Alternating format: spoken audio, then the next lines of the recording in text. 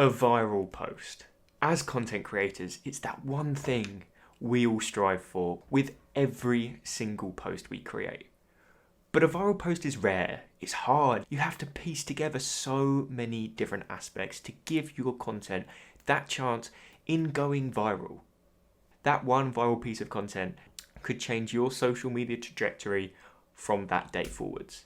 So it's important that you understand how to actually create a viral piece of content, and that's why in today's video, I'm going to be teaching you how to do just that.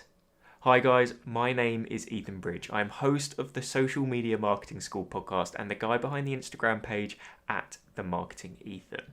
Today, I'm going to be teaching you the secrets to viral content. I'm going to be telling you exactly what your content needs to have in order to have the chance in going viral. Now, even if your content has all of these things, you may still not go viral, but you are giving yourself the greater chance for it to happen. So without any further ado, let's dive straight into the first tip. So tip number 1, your content needs to influence an individual's emotions. You need to connect with your audience on a personal level. Now, how do you do that? Your content needs to cater to the needs and wants of your audience.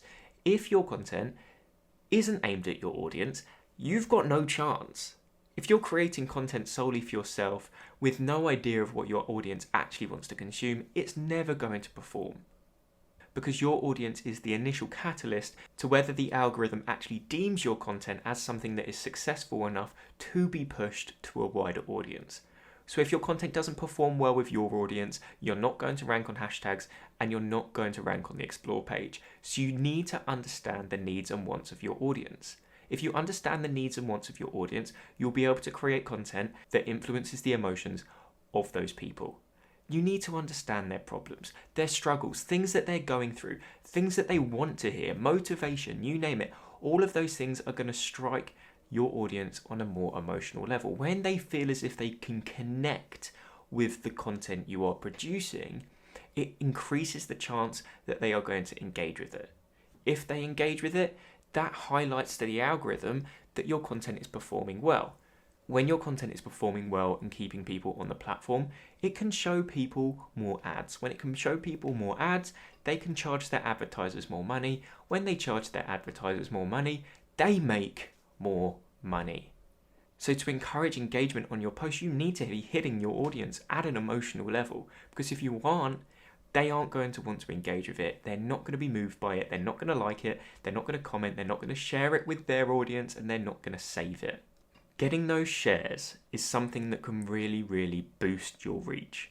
So if you are catering to a problem an audience member is having, maybe something they have been struggling with for an extremely long period of time, but now you've come in and suddenly solved that issue, they're not going to be the only person with that issue. You might have personally run into that issue as well, hence now you know the solution. That's why you're creating a piece of content on it. But if you've run into a problem, it's likely someone else has. And that person is likely to think, okay, one of my followers might have run into this problem as well, so let's share it and solve more people's problems. Those shares can get passed on and on and on and on to a point where your post has now reached more people than ever. But if your content hadn't connected on that emotional level and hadn't catered to the needs and wants of your audience in the first place, they would never have wanted to share it. So tip number 1, make sure your content is hitting your audience on an emotional level.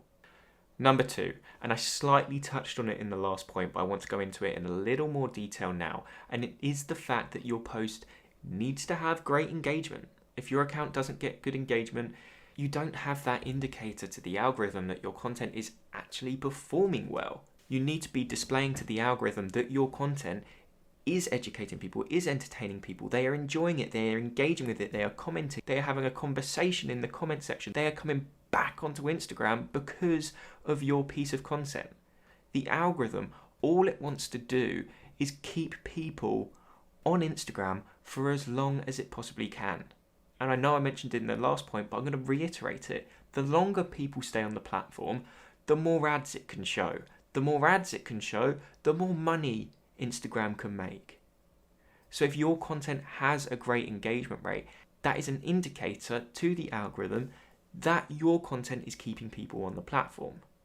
So if your content has great engagement rate, you're going to be pushed to the explore page. You're going to rank on hashtags. And what does that mean? Your content has that chance in going viral. If you've got the right hashtag strategy, I've made episodes in the past about it, you should be hashtag stacking. You should be ranking on those smaller hashtags first, but you should be including those larger hashtags. If you've got those larger hashtags on your post and you begin to rank on them, then you have the potential to reach a very large amount of people.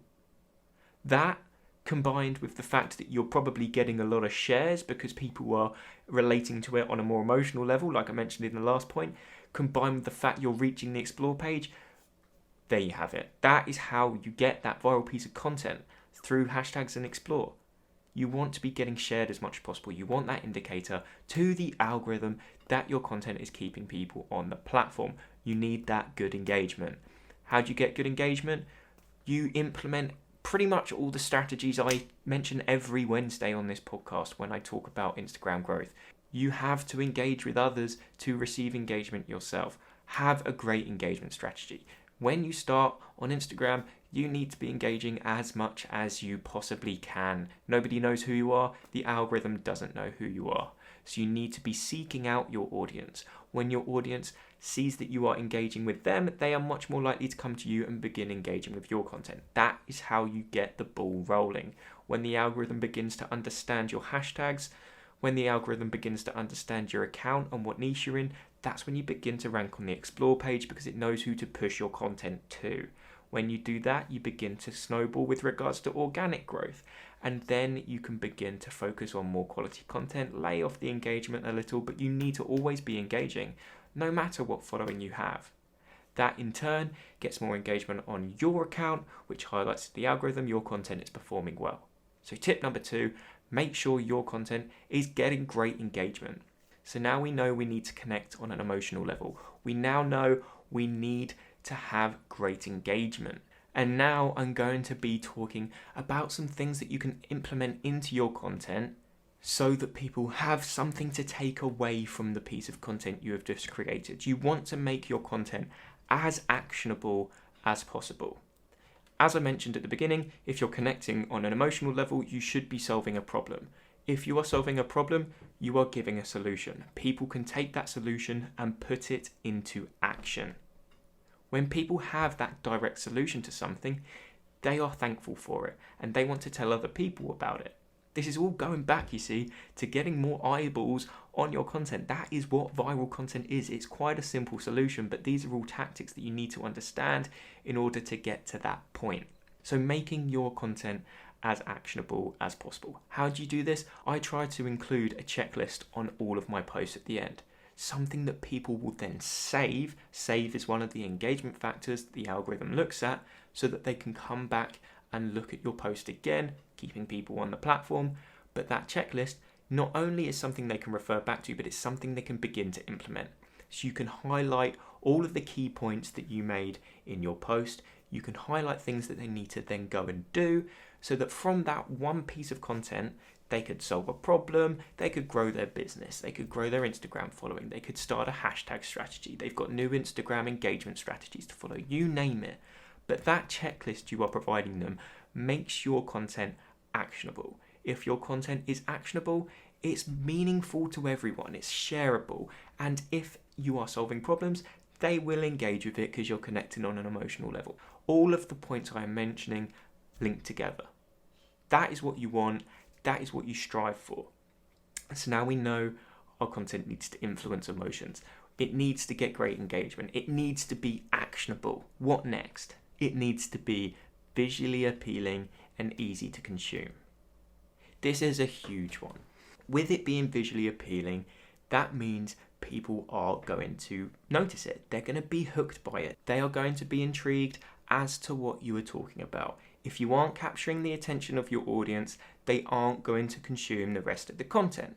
So you need to be grabbing their attention, whether that's with a compelling headline, with compelling design skills, you name it. It's just got to grab the attention of your audience. If you're not grabbing the attention, they won't consume. And as a content creator, you need to understand that you need to be displaying your message, your content, in a way that's easily consumable by your audience. If it's not easy to consume, people aren't going to get the full value out of it. So you need to understand that your copywriting needs to be of a high level. If you can portray your message in the simplest way possible, it's obviously going to make the value you provide much more actionable, which then again links with the previous point I just mentioned. But the key point from this is if your content isn't easy to consume, people aren't going to want to consume it. You want to keep things short and sweet, nice and simple. On Instagram especially, if you're posting a carousel, you don't want every slide to have a ton of text on it, so it's almost like they're reading a Harry Potter novel on every slide. No one's going to want to do that. 1 or 2 lines maximum. I have a rule where if it takes longer than 5 seconds to read a slide on my carousel, there's too much information on it. You need to break it down and make sure each slide is as easy as possible for your audience to consume. That's going to keep them scrolling, it's going to keep them interested, it's keeping them on the platform. Back again to the algorithm point. But it's simple when you think about it. You want your visuals to be compelling. You don't have to be the best designer in the world to make a visually appealing piece of content. Some of the best content is just where people keep it plain and simple. All they have on the page is 2 lines of text.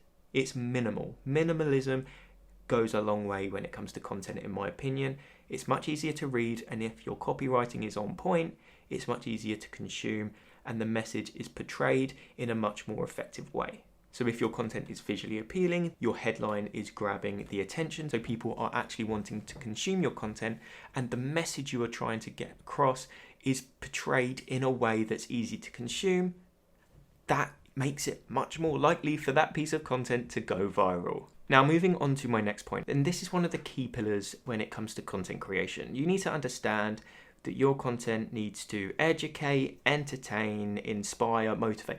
It has to have substance behind it. If it isn't doing anything, if it isn't providing value, if it isn't entertaining, so if it isn't educating or entertaining, what is the point in your content? That's a genuine question that I'm asking you guys, and you need to evaluate the content you are producing to make sure that every single piece of content you are providing either educates or entertains. If it doesn't do either of those, what is it doing? Seriously, what is it doing? Because it's not doing anything. So you need to understand that that is what your content needs to do. Because if it isn't, people can't take anything from it. People aren't going to share a boring piece of content. Instagram isn't going to push a boring piece of content because nobody wants to consume a boring piece of content. If your content is entertaining, people will want to watch it. People will want to share it with their friends.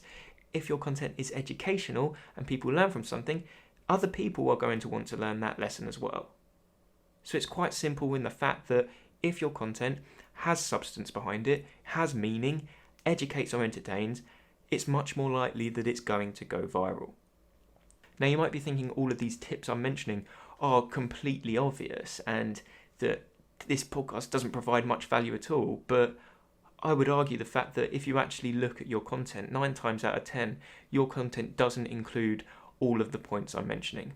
And every single piece of content you produce needs to implement all of these points I'm mentioning for it to have the chance to go viral. If it doesn't hit emotions, no one's going to have a real connection to it.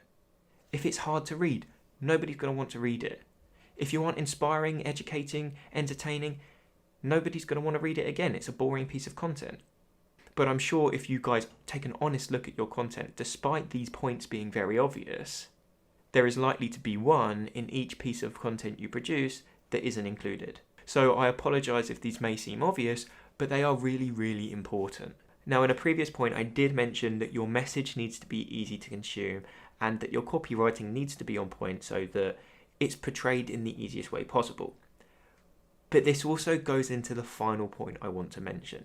You need to remember that a viral piece of content is something that is consumed by a lot of people. For something to be consumed by a lot of people need to be able to understand it. So you can't be going super niche into a specific topic where there's only a limited amount of people that are actually going to understand what you're talking about. Your content needs to be able to apply to a large group of people. If it doesn't apply to a large group of people, then you're never really going to go viral because there's not enough people for that piece of content to go viral to. So, language you use, for example.